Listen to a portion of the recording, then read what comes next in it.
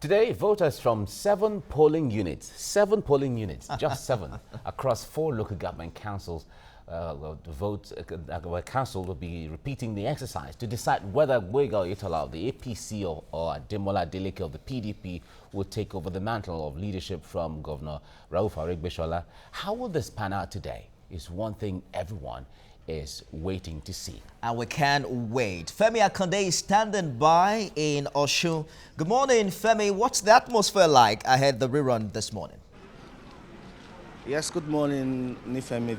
The atmosphere is still highly charged. The enthusiasm is still the same level which it was the last time, that is on the 22nd of September, when this election was first held here in Osun State, where this particular unit, Ward 3 of Ali Kuodo in Oshogbo, is where the presiding officer was alleged to have absconded with the voting materials. That's why the election here was cancelled, and that's why this supplementary election is taking place at this very polling unit. We've had the resident electoral commissioner come here earlier to talk to people, to calm frayed nerves, because prior to his arrival here, there were some kind of fracas between the party agents and even the security officials on ground. They had to do some enlightenment, and sometimes at some point they raised their voices. Well, this has been the situation here, but so far everyone has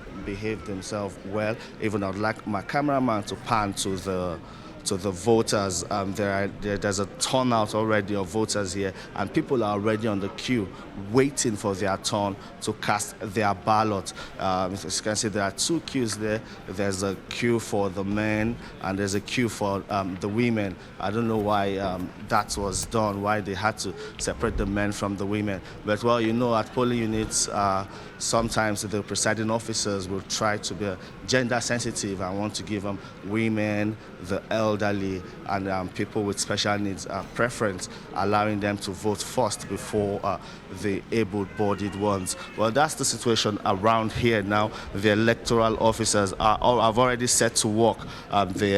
People are there casting their ballot. They are verifying from their fingerprints on the card readers. After that, they are giving their ballot papers, and thereafter they are allowed to cast the ballot.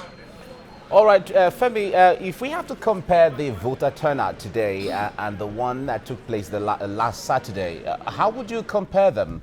Are people out today more than the other time, or there's seeming level of apathy if we have to make comparison to how voters have turned out?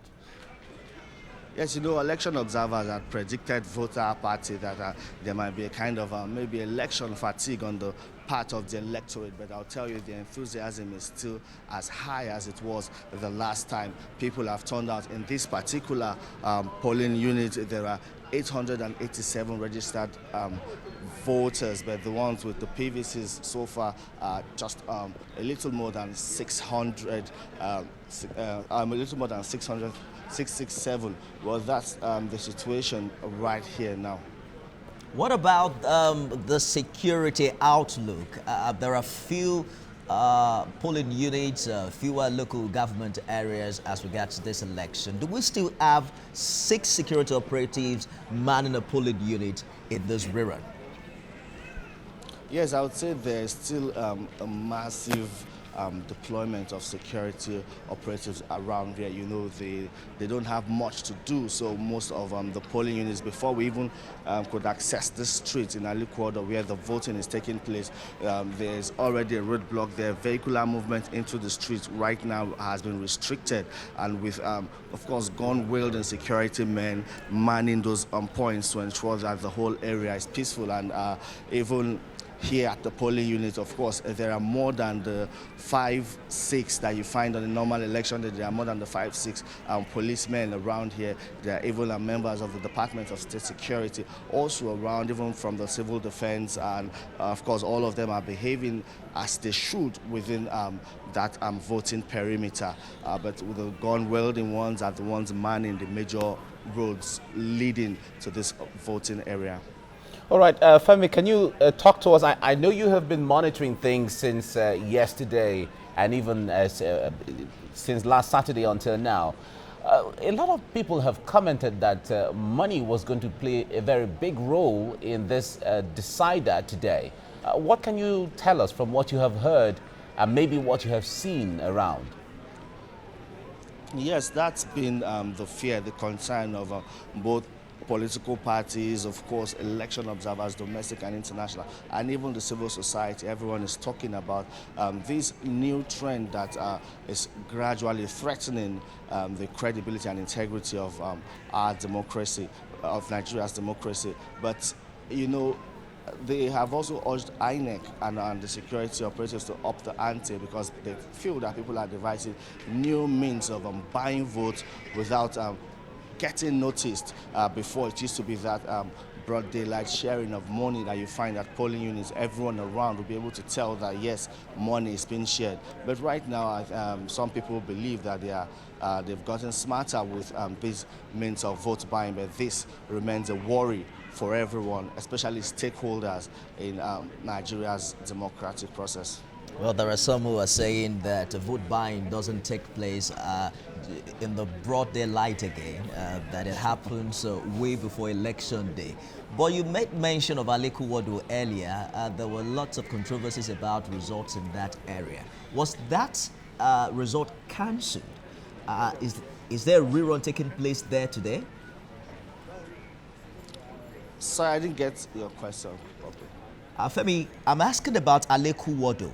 I know that there was a bit of controversy as regards tearing off the results from the wall, and INEC coming out to say that that INEC official wanted to replace it with the correct one. Was the result in that area cancelled? Is the rerun taking place in that part of Osun today? Yes, that's correct. That part of Osun, a supplementary election is also taking place there. You know, all the areas where their ballots were cancelled because of certain irregularities. Election is taking place there simultaneously as we are here at the Aleku area. Elections is also taking place up to Ife South and North, where voting were cancelled the previous time. Election is taking place simultaneously around the state at those polling units where a supplementary election was ordered by INEC. All right, Femi Akonde, we'll keep a tab on you on what is going on there. I know that we have so much to know about what is going on today. Thank you, and we'll have you again as we get along. Let's take a little...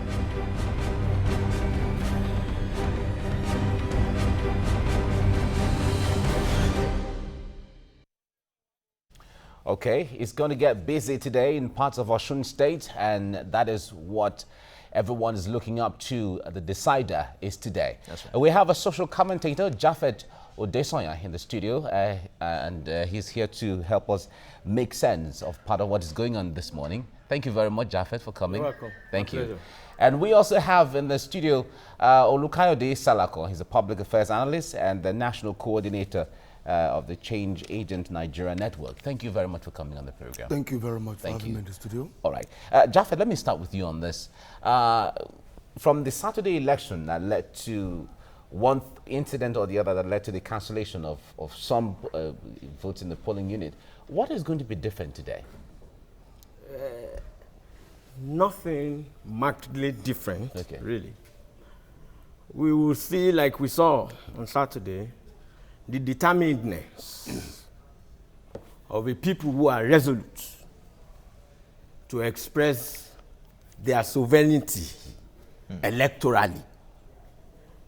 We will see also in display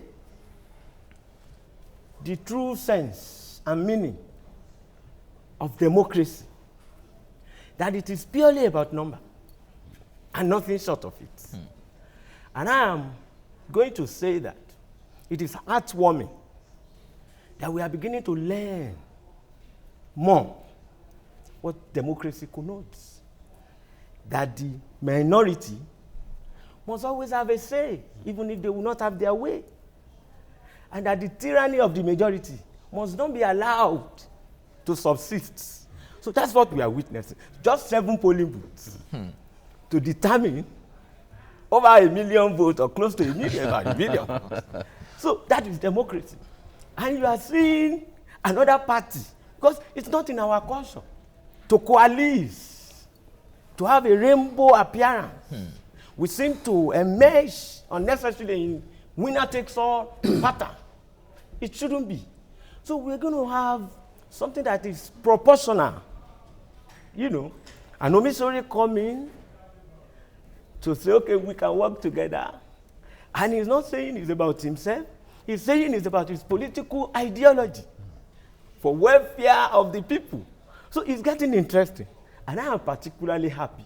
We are going to witness, like we did last week or Saturday, free, fair, open, competitive demonstration of the power of the ballot. It's exciting, really, and interesting. Olukayode, when you look at the processes leading to this exercise, the amazing turnout of voters, 75.45% of PVCs collected, proud to this exercise, 48 candidates also contesting. For the first time in a long time, we're hearing about the possibility of coalition government, depending on how the results today are panned out. Would you say that this is indeed testimony that democracy is deepening in this part of the world?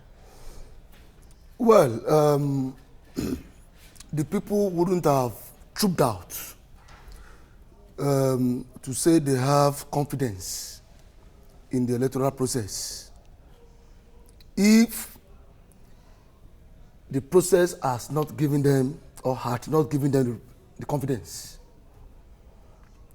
So the process day by day is giving people, electorate, the confidence to believe in the exercise of their sovereign right, just as you have said, to choose who they want to govern their destinies and the destinies of their state. I will not forget to express my heartfelt appreciation to President Muhammadu Buhari. That is the man that is helping to build our confidence by instituting a culture of responsible governance, culture of not interfering in the political process. Mr. President has been allowing the democratic process to run the way it is supposed to run. He has not been behaving like the past people who ran this country by interfering in the process. So when the people see that, oh, the person who is supposed to scuttle, malign, or shortchange the process is allowing the process to run freely. Then they continue to build more and more confidence. Let me just button for a bit. Yes. Bear in mind that the issue of interference is purely a matter of perception. A matter of what? Perception. There are people on the contrary who would say that the reason why we're here in the first place is as a result of interference of the powers that be. Powers that be. According to No, powers that opinions. be without names to attach to that perception. Just yesterday, Mr. President was decorated as the best president in this decade by the international community, United Nations. We should appreciate our own, what we have. This president is not interfering, and the evidences are there. Okay. And that is why the electorate, and that is why there continues to be more and more rising confidence in the electoral process every day. Okay. Because by the time people see that, oh, what is the essence of going out to vote when our vote will not count? When the commander-in-chief will give order that the results should be written or it should not be given to the winner. If Mr. President had interfered, then the election wouldn't have gone the way it has gone. This is the first time in the history of Osun State that this type of a very tight electoral contest will be manifesting. Okay, well, whether our president is the best president in the world, as you put it, and being decorated, Nigerians are the ones he governs over. So they are the ones to make that distinction as to whether our president is the best, as the case may be. But that is by the side. Japheth, let me come to you on this. The issue of voter apathy. A lot of persons predicted that there could have been some voter apathy. But from the report we got from our correspondent on ground, it seemed like there's still some level of vibes and enthusiasm, and eagerness on the side of the people. Yes, I said it earlier, and I had Femi Akonde reporting, from Osun that the enthusiasm is, and I said that is the determinedness, of a resolute people, electors, and it's good for democracy. You remember the game theory, game theory in mathematics presupposes that you will do all within your power, when it comes to the question of choice and strategies, in activities of competition. So that's what we are witnessing. And it's good that people are able to ventilate, unrestrained, unrestricted, their power, their mind, they want to exercise it. Okay. Yes. Now beyond that, a lot of persons saw from Saturday until yesterday, the kind of alignment, the kind of even discourse or the discussion that went on, it seemed like it had to do with more of personalities than the electorate themselves, who have the ultimate power, like you said, that are going to make the ultimate decision today. Yeah. Don't forget that it's all about sentiment. The electorate themselves, operates on the pedestal of sentiments. Otherwise, there wouldn't have been this keen contests. So it's not about performance alone. If it's about performance, I tell you, the Osun that I have been to 8 years before, and the Osun that I still presently, the achievements of Ogbeni Rauf Aregbesola should be sufficient to re-elect whoever the party presents. But people are not saying it in that light. So the attachment is to personality. And I think that is one of the underpinning factors the APC is having. It has to do more about the carryability, the charm, the charisma of the candidates. So that is one of it. Now, if we are saying it's about personality, that's why Omisore can say, I can influence my people here because they believe in me, not you. That's why Adeleke can tell you, we are still going to win this election, regardless of all odds. You see, that is democracy. It gladdens. I am the happiest person seeing this kind of, turnout. Yeah, play now. Resolute in our country. play out here, But it weakens one's reasoning sometimes when people do not care. It shows the level of the voters' education. We do not care about performance. Sentiment. It is Osun West. Osun East has been here for 8 years. Osun Central has been here. This year, 4 years. Oyinlola 4 years. 8 years. It is Osun West. That's sentiment. You get it? I like the dramatic way you put it, Olukayode, and whether the first ballot was a referendum on Aregbesola's performance. It's a discussion and a debate that will be on for a long time. Honestly. You made mention of the sentiment for where each candidates are from. Yeah. There were a lot of defections that also happened before that Yes. particular election. But we cannot talk about the Osun election without the phenomenon of vote buying. We've seen INEC and security operatives do a great job in eliminating to the barest form vote buying at the poll. But there are news around saying that some people even had to commit themselves to taking an oath a night before election as regards who they were going to vote for after collecting some sum. The issue remains the monetization of election in this part of the world. Do you see us being able to manage it before the 2019 general election? Nigeria itself is a monetized society. Every facet, every sector, every aspect of Nigerian life is monetized. That is to say that Nigerians don't develop interest in anything that doesn't have money-centric gains or motivation in it. So it's not about this election alone. It's about the socio-economic culture that has been entrenched by irresponsible leadership of the past, people who governed this country in the past. That is the way they have made us to believe it, that money must be involved, people must be enticed with money before certain things can be achieved. I was on this program some time ago where I said it, that vote buying is as old as my father's age in Nigeria. That's right. It just became prominent when... Oh, it took a new dimension. It became prominently manifested in our socio-political space after the Ekiti state election, when a particular party lost, and that party now decided to start crying foul. But unfortunately, that party that has been crying foul also does the same thing.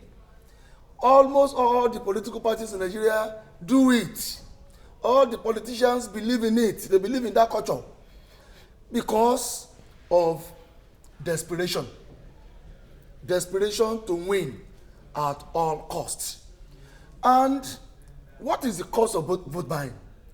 Why do I have to buy votes from people who are supposed to vote for me? If going into politics and governance is about service to the people, the answer is not far-fetched. It is because the political system itself is highly monetized and money-centric. Do you know how much all these politicians spend before they get lucky to clinch their party tickets and now be able to run for the election? The last time I came here, I said there are two types of buyings in elections in Nigeria. One is political patronage buying. That is what you buy intra-partily within your party. The money you have to keep spending within your own political party before you will now be lucky enough to get the ticket of your party to now go and face the real election. So when you now get to the stage of the real election, that is when you now need to buy the vote. But you must have been buying the patronage of your party members by spending so much. So our politicians engage in the process by spending so much. You know, we spoke with an AD candidate earlier who even said that going to his family in Osun, exactly, they asked him for money. They ask for money. But the that is part of the culture, the political culture here. But the issue, that is orientation. Yeah, the issue there is that when we make reference to the fact that the Nigerian electorate is getting better, is getting wiser, is getting more enlightened, and money is still a very strong factor in a choice that he will make for his own governance, for his own future. How do we reconcile the fact that the electorate is getting more sophisticated or more enlightened when money is still a very crude determinant factor? Yes, in any society, there are different classes of people, human beings. We have those who are very, very poor, who see this election time as their own time to make money. Money they have not seen before in their lives. Some of them are making it around this time.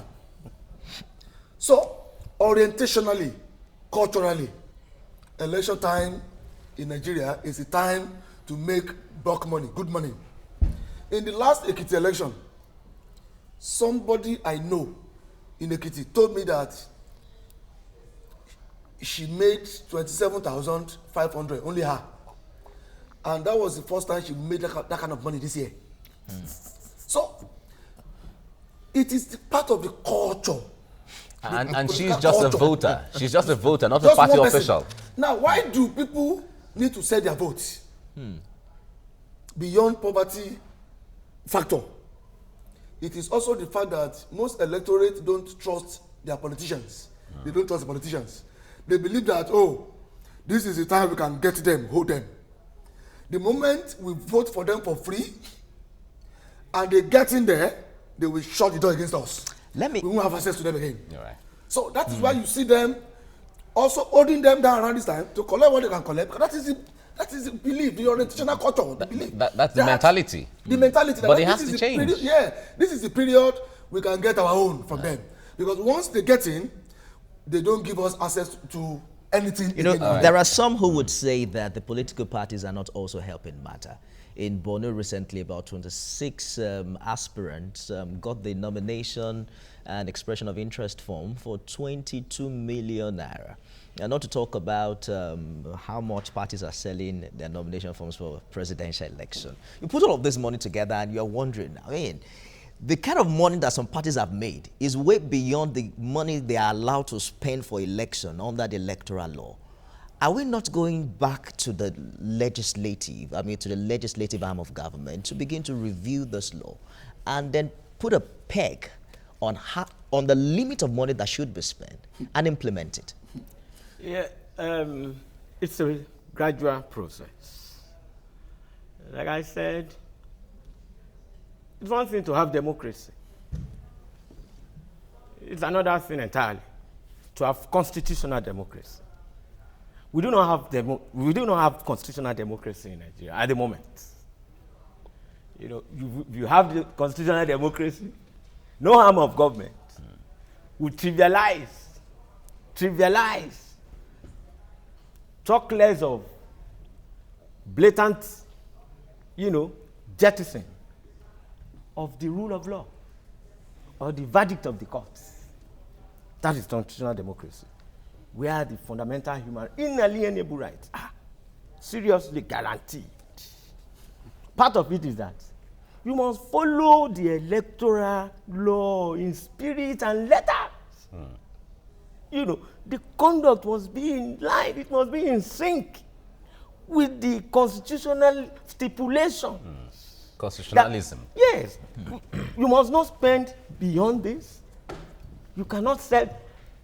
I think it's People in the Electoral Act 2010 has matter. amended that the party ticket must not be beyond so amount, maybe 5 million at most. Yeah, but all those stipulations are there. Does it not have to do with the vacuum of enforceability, the ability to enforce, or the mechanism or machinery to enforce? That's the same thing. Okay. Within the institutional framework, there is a lacuna. That's the vacuum you are referring to. And that is why we still have to work on our democratic, process. We have to consolidate it. We do not have yet a serious, democratic political culture, even from the top. The moment we begin, the people themselves will get it right. That is what we are witnessing. It is not out of goodwill or benevolence or magnanimity from any type of rulership or leadership to say, people, we will be free, we will be transparent, come and vote. No. It is the people that will determine that. It is the people that will let you know that. If you misbehave, we deal with you. We deselect it because we have the power to do so. Recall that most of the anti-corruption fight of this current administration brought out of the amount of money allegedly stolen by the NSA, the former NSA, and it was for election purpose. There are people who are saying that, isn't this a repeat of what transpired? I mean, on the same premise with which the APC contested and won election to fight against monetization. They were of the opinion that the nation's economy was plundered in order to win an election. And people are saying that it's still the same tide, even in 2018. Systems don't run themselves. Laws don't run themselves. It is human beings who run systems and run laws. In a situation whereby the people who are supposed to make laws for you and to make sure that those laws are effective for the running of our society also got to the position of lawmaking through vote buying, money-centric electoral system. How do you expect them to now get there and start making laws that would discourage the way they will come back next time? Democracy is run through tripartite components. The politics, the electioneering or election, and the governance. Those are the three components that make up democracy. It is out of these three components, what is the most important? That is politics. You have to play the politics before you be able to run the election and luckily win it, before you cannot get power to run the governance. So, what we have been concentrating on as a society over time is the politics.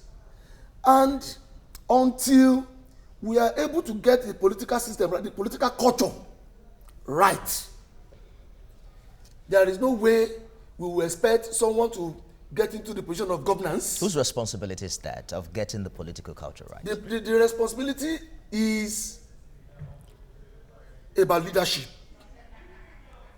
Responsible leadership.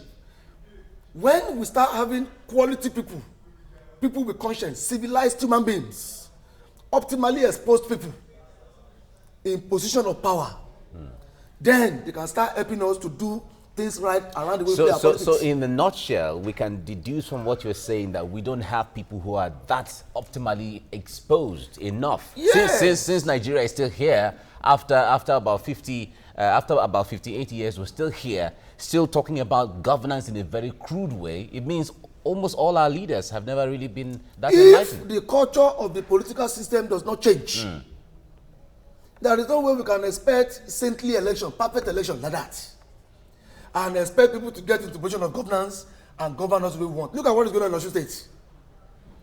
It is in the socio-political space how money has been trading. The two leading parties, right, allegedly, have been using money to woo voters. Now, this money is coming from somewhere. If it is not coming directly from the government purse, it is coming directly from the personal pocket account of the politicians. When they now get there, when they are lucky to get there, won't they recoup their investment? How can you now tell them to govern without corruption? So in all when of this, a lot has been spent. In all of this, is not about the people. It's about it's self. about the culture of the political system. Something must be done about it. Okay. All right, Japheth, the other political parties, certainly, INEC said all the 48 political parties can still go ahead to contest in this rerun election today. Although we've seen how some candidates said they were not going to be part of it. We interviewed one of them who said he wasn't going to be part of the system because he was discouraged and he didn't like the way money was a phenomenon. That's right. But we also saw how one of the third runner-up, or the second runner-up, if you have to put it that way, decided to align with another political party. But how about the other political parties, the 46 or 45 other political parties? What role would they be playing in this whole system? Interestingly, the AD man changed his mind. Okay, he wants to participate. And aligned with a party just yesterday. All right, that's fine. You know, I think it was on Saturday. A mention was made about this, phenomenon.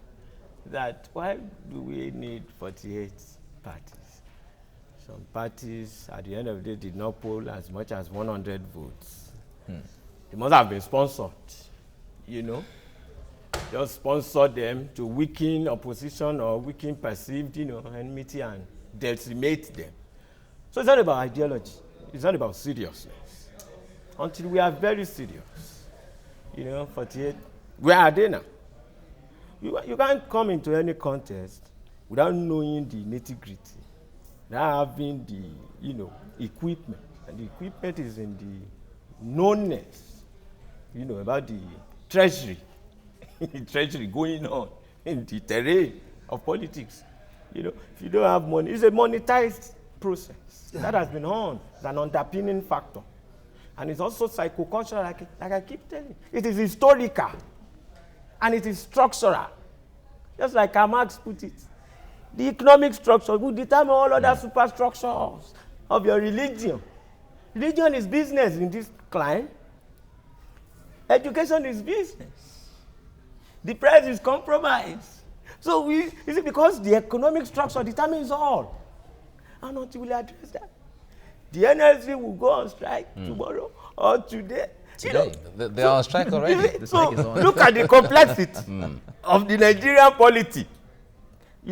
So it further boils down to the reality that we are not yet serious enough to have reasonable, responsible, participatory governance. You're talking about the historic high number of candidates in this election, 48 of them. 48, yes. There are some who would say that the numbers is a fallout of the inability of the big parties to manage their primary election. For instance, Omisore had to leave the PDP. To a reasonable extent. A reasonable extent. The inability, I was going to mention that, of the party to manage internal crisis. Forgetting that politics itself is about conflict and conflict resolution. Exactly. And not only PDP, APC itself, to have allowed a sitting secretary to the government and a seasoned man of the party, a party machinery, to leave and pull out with others. Yeah. That was the height of it. That was the height of it. So it's a lesson that we must learn to count everybody and carry them along. Let me just hold you for a minute, Japheth. We have a correspondent in Osun, Femi Akonde, standing by. Femi, what's the updates from your end? Well, voting has commenced, Nifemi. Voting has commenced right here at this polling unit in Alekodo.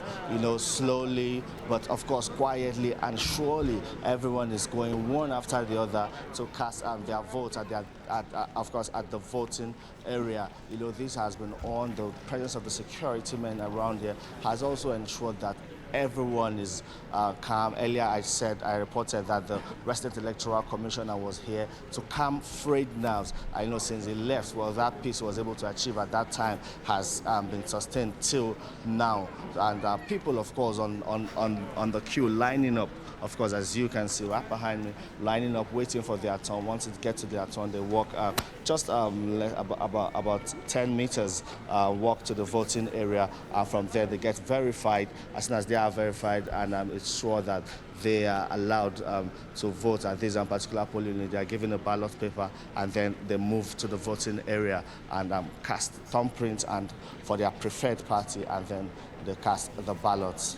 All right, Femi, Right you said the resident electoral commissioner had to come and calm some frayed nerves. What led to... That's correct. Make us understand why did he have to calm frayed nerves? What happened there?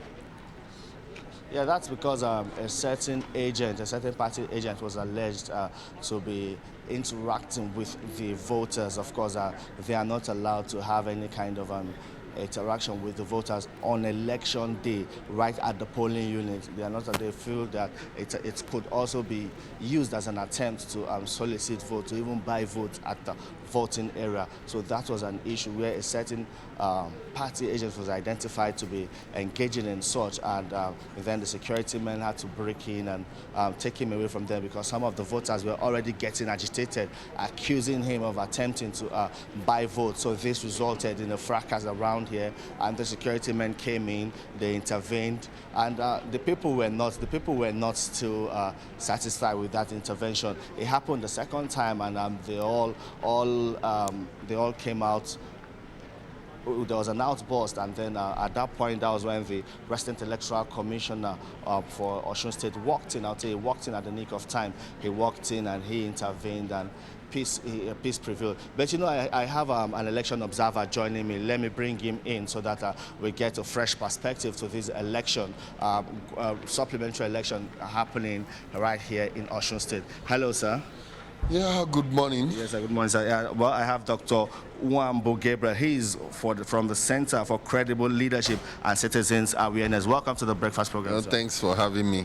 All right, it's D-Day, and we already see the enthusiasm, as some people have said, is high. But from your own observation, from the beginning till today, how has it been?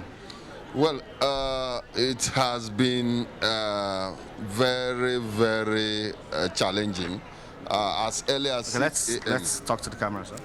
As early as 6 a.m., electorate were seen, standing around this environment. This is Adewale Street, where the election was cancelled due to the abscondment of the presiding officer. And if you compare the numerical strength, the total number of registered voters here is 884. If you compare it with the other 6 polling units where elections were cancelled, you find out that the Adewale Street total number of registered voters here is the highest. So invariably the stakes will be really high. And does this speak to the level of deployment of security that we have seen around there? You know, from the beginning coming here, everyone knows that, yes, it's like the spotlight is on this area. It's identified as a flashpoint.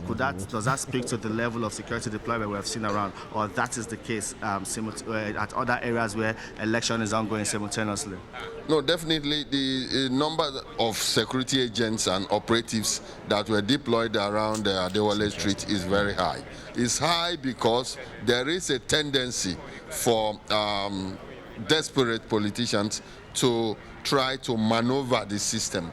So that has actually justified the total number of deployed security operatives here. Okay, and then the voters, the electorate so far. Let's talk about the turnout and, of course, how so far they have carried themselves. Yeah. So as long as we have been observing since morning, we have seen very disciplined electorates who have queued up with a sole determination of electing their representative who will represent them as the governor in the next 4 years. The queue has been orderly, and I think they are behaving in tandem with the provisions of the Electoral Act 2010 as amended. Okay, we remember the issues that resulted in the cancellation of the election at certain polling units, just as we are here, where the election was cancelled. Most of these issues, of course, they are preventable. Would you say, from your own observation, that yes, measures have been put in place to ensure that there is no recurrence of such, be it abscondment or ballot box snatching, or even where they had issues with the card reader? Well, you see, there are new innovations that has been launched by INEC.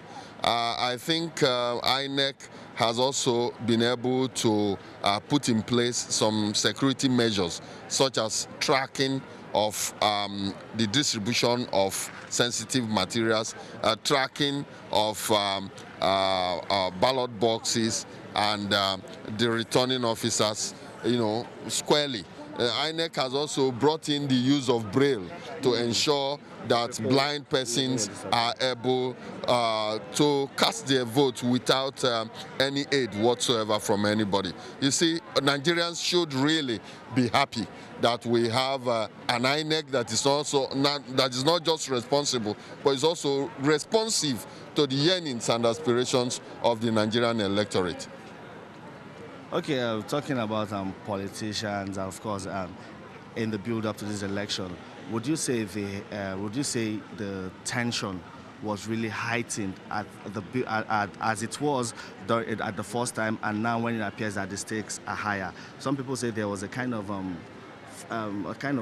quiet calm, despite the fact that a supplementary election was coming. No, the quietness we have is an uneasy calm. Right now, the stakes are high because at the end of today, a winner must emerge. So I think the quest to occupy the seat of Osun State in the next 4 years is further heightened today. Today is the climax. Okay, and then some people have said that it's not just voting, and then when votes are counted and results are announced and a winner is declared, work doesn't stop there. That post-election period is very critical. How prepared would you say are the stakeholders, or what kind of what should people look to expect from the stakeholders in terms of a kind of good behavior during that period? Yeah, once elections are announced and a winner declared and returned as elected, there is a tendency of post-election related violence. And the Center for Credible Leadership and Citizens Awareness has also, the day before yesterday and yesterday, and engaged some other stakeholders in some interactive session to ensure that we mitigate the occurrences of post-election related violence, because no person's blood is worth the ambition of anyone. All right, then on that instructive note, Dr. Uwambo Gabriel, thank you very much for giving us an insight into the whole election, supplementary election taking place in Osun State, of course, from an observer's standpoint. Well, thank you very much, sir. Thank you, sir. Thank you, sir. All right, sir. Well, there you have it, Nifemi and Mike. Okay. Well, Femi, before you go, Nifemi and I were trying to check the atmosphere there. You mentioned earlier regarding the separate lines for males and female. Can you make us understand? Is it sensitivity to religion, or what is informing that? Yes, I understand there's a lot of enthusiasm there to speak to the people of what's going on. But talk to us about the separate lines for males and female. Is it religious sensitivity, or what is responsible for that? Well, I won't know what informed that. Ebuka, my cameraman, I'd like to just identify the queue, because just so that we show the separation between the men and the women. We believe that maybe the security people and the INEC officials around are trying to be gender sensitive. That's why they have allowed the women to stay on one line so they are not shoved aside by the men. That could be the reason, but well, we can't know why. This is one of the few polling centers where I've seen these men and women having their separate lines. Okay. Separate lines, of course, to cast their ballot. Okay. All right. Thank you, Femi, for the updates there.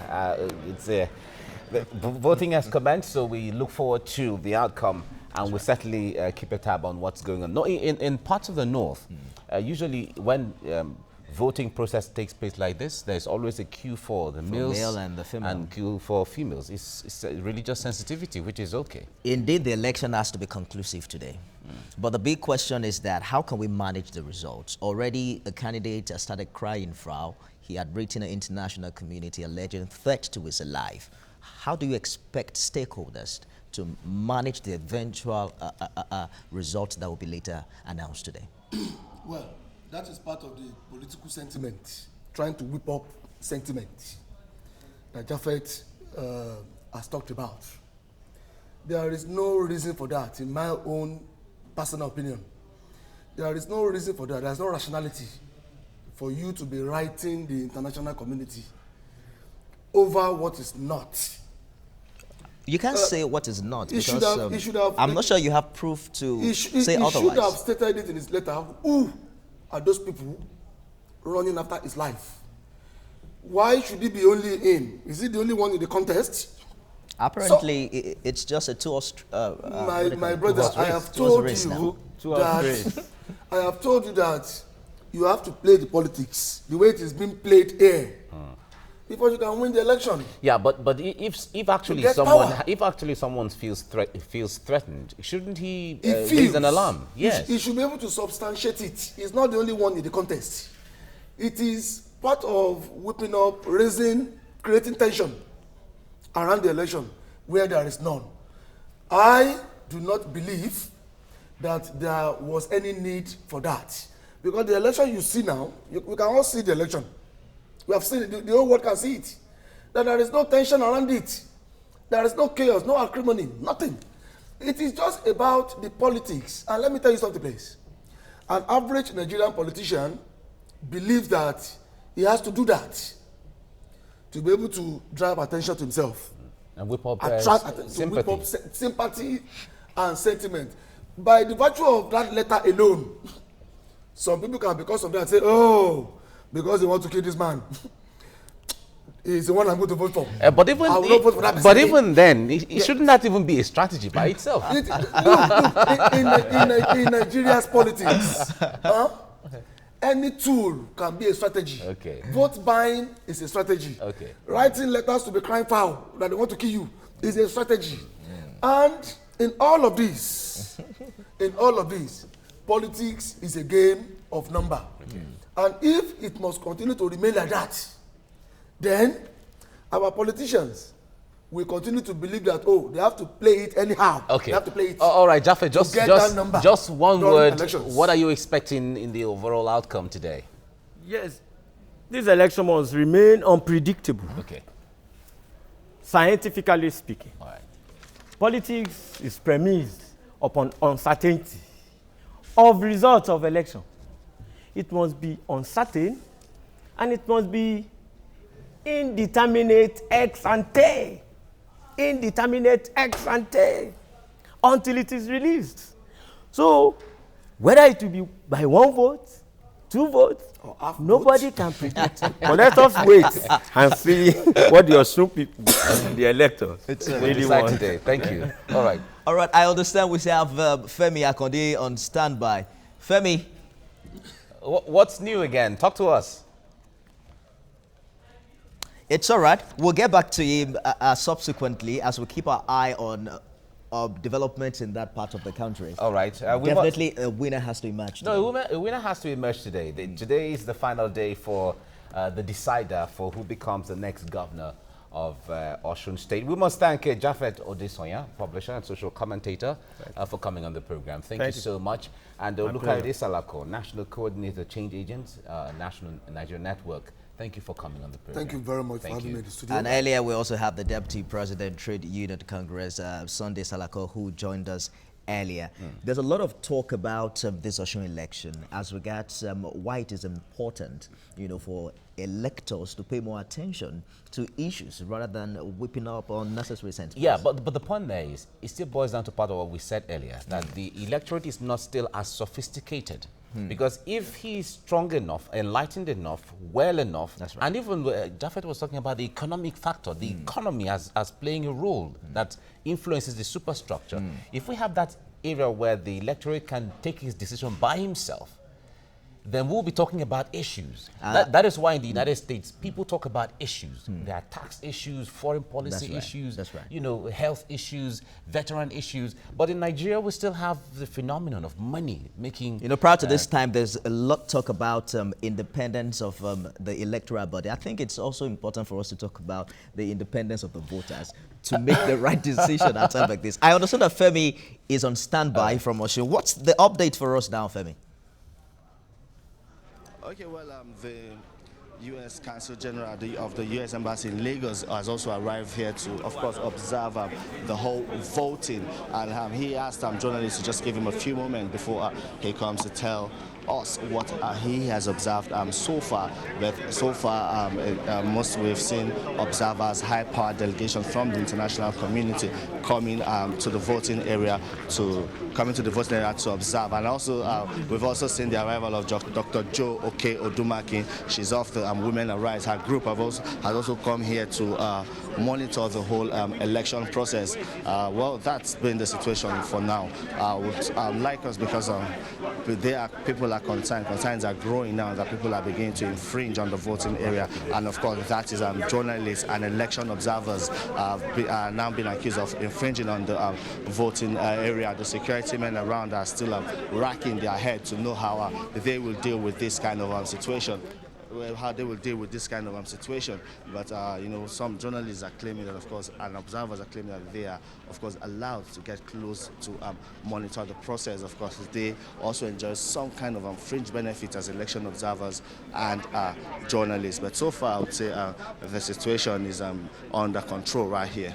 Okay. Femi, thank you so much for the updates from where you are. We certainly have other correspondents from the 4 local government areas that the rerun election is taking place today. The Shogbo, Ife North and South. Ife South, and Orodu. Yeah, Orolu local. Is it Orolu or Orodu? Orolu, right? Orolu, yeah. Orolu local government. All right.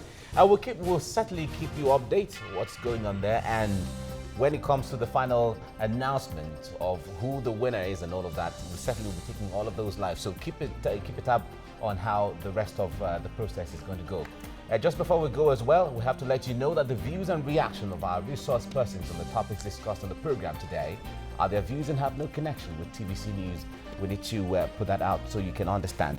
And this is where we call it a day on the program this morning. But the coverage of Osun governorship election is ongoing, and we certainly will let you know on through our bulletins how the process is going. I am Mike Okwache. Have a great day. And I'm Nifemi Oguntoye. Thanks for joining us.